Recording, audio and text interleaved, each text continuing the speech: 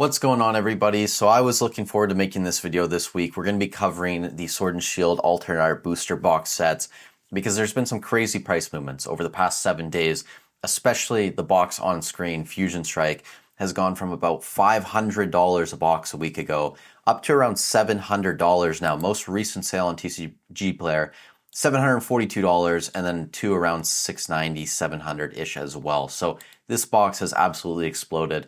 But it's funny because I see a lot of YouTubers, PokeTubers, that have said over the past week they're surprised this is happening with Fusion Strike, and they don't know why Fusion's moving and maybe Lost Origins lagging behind at this point. Guys, we've been tracking this on the channel for the past month now. The secondary market supply. It's not surprising, and we're looking at the One Piece data here right now, but it's not surprising if you guys have been watching the videos that Fusion Strike is on the move now. Last week, there was 6.22 days, I believe, of inventory remaining below a 20% leg up for Fusion Strike. So it really was in striking distance of making a move, and maybe up to 700 is like an overreach, but to 600, 550, 600, I thought that was reasonable to see in the short term. Same thing with Brilliant Stars. I believe it was sub 10 days or right around 10 days last week, and this box is moving as well into that like 320, 330 range. Most recent sales, $380, $386. And you know what's funny, guys? This is May 7th. We're not even at the 16th yet, because on the 16th, TCG Player is doing their Mayhem sale, so I believe you get 10% back in-store credit. So if you guys are planning to buy something, do it on the 16th probably, and that's going to be your best day to do it. But we're going to see boxes move that day for sure, and not just in the Sword and Shield era, but also the SV era, probably in other games as well, One Piece, Magic, Yu-Gi-Oh!, who knows. I think it covers all of those, not just Pokemon. So very interesting there. Now I will show you guys a couple things in the spreadsheet. The reason being I don't want to show all of it now. The spreadsheet is live, so the people that have decided to get access to it, I want to be respectful to them and just have some level of exclusivity, but I will show you guys a few things.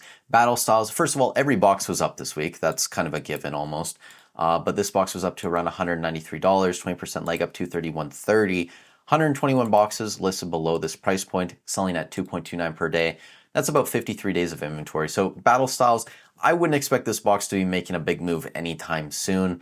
Fusion Strike, we already discussed this kind of up to 568.51 on TCG Player. 20% leg up would be about 682. I think the lowest listed box on eBay in North America is around 700. So there's 0 boxes listed below a 20% leg up, selling at 5.86 per day over the past 7 days. That's very, very, very high for Fusion Strike. So 0 days of inventory remaining. I'm planning to probably do kind of like a small midweek update, maybe like this weekend, Saturday or Sunday like that, just to see if Fusion Strike stabilizes, because I don't know if it's going to continue to climb into the 8s, 900s. I doubt that. I think we're going to see it stabilize, but we'll keep track of it. Don't worry, it's coming. And then Astral 271, 325, 326 would be a 20% leg up. 25 boxes listed below that. 1.29 selling per day. That's about 20 days of inventory. So I don't think Astral's going to be making any crazy moves anytime soon, but maybe it makes its way up to around 280. Now for the rest of the boxes, like Chilling Rain, like Evolving Skies, Brilliant Stars, Lost Origin, Silver Tempest, I will say this, and if you guys have the spreadsheet, you can go look at the numbers, because some of these will be moving quite rapidly in the short term, I think, or continue to climb. I will say this though, I think most of these boxes will see price increases over the next couple weeks. Some more than others though, so again, if you want the specifics, go check that out. Chilling Rain's already made a fairly large move into like the mid 300s. You can see most recent sales from today, actually, a lot have sold. Someone bought 2 cases at $364 per box, and you have sales up to $365. If you guys have watched the channel for a long time, at this point, I think Chilling Rain, at least in my opinion, should be priced lower than Lost Origin, but I will say I think this box is going to continue to climb. Maybe we'll see it into that like 380, 390 range. And that means that Lost Origin's probably going to make a move as well. If you guys remember last week, there was a fair amount of supply for Lost Origin on the secondary market. That's a smaller number this week. I'll just say that. Same thing with Silver Tempest. The number has come down. There's not as much inventory. Really, the only box that stayed kind of similar is Astral Radiance, Battle Styles. And then Evolving Skies, I think came down a little bit in terms of days of inventory remaining, but it stayed fairly similar. One thing to point out about a lot of these boxes though now, like Chilling Reign, Evolving Skies, even Brilliant at this point, Fusion Strike obviously, Lost Origin as well. These older Sword and Shield boxes, the listings on eBay are dominated by individual sellers at this point. So it's not a big store that has like cases and cases they're dumping on the market. A lot of it is just individual people with maybe one or two boxes. And that's a good sign, I would say, once that happens in the secondary market. If you go look at Sword or Scarlet and Violet era still, a lot of these stores on eBay still have cases of a lot of the boxes.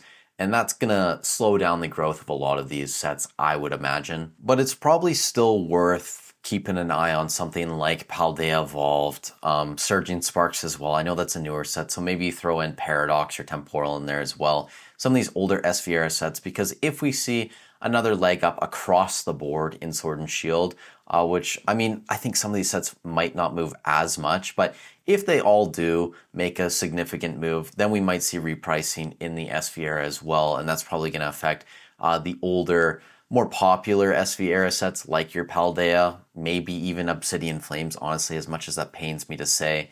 That could potentially happen as well. If you guys do want to see access to the spreadsheet tonight on the secondary channel, the One Piece channel, I am going to be showing all of the boxes for One Piece up to this point. And there's been some pretty interesting moves in One Piece actually over the past few weeks.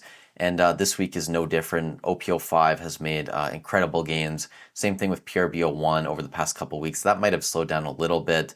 OPO4, OPO3, those have been doing very well. And then also EBO2, which comes out on Friday this week, May 9th. Boxes are probably going to start shipping today or tomorrow. That set's actually quite expensive in North America. And I've talked to a couple store owners, people with allocations. Apparently, they're getting way less boxes for EBO2 compared to OP11 or OP10. So it's going to be interesting to see what happens. The set's not super deep. You have the Gear 2 Luffy manga. You also have another Luffy in there, the Boa Hancock reprint. But outside that, not a super deep set. But I think just because of the scarcity of the box, it's going to do fairly well, especially considering it's an extra booster. It's not a mainline one. Bandai doesn't really like to reprint those as much as their mainline sets. So I think it could be the perfect storm for that to be a good investment in the short term couple of years. Either way, guys, thank you so much for watching the video. Stay safe wherever you are in the world, and I'll catch you in the next one.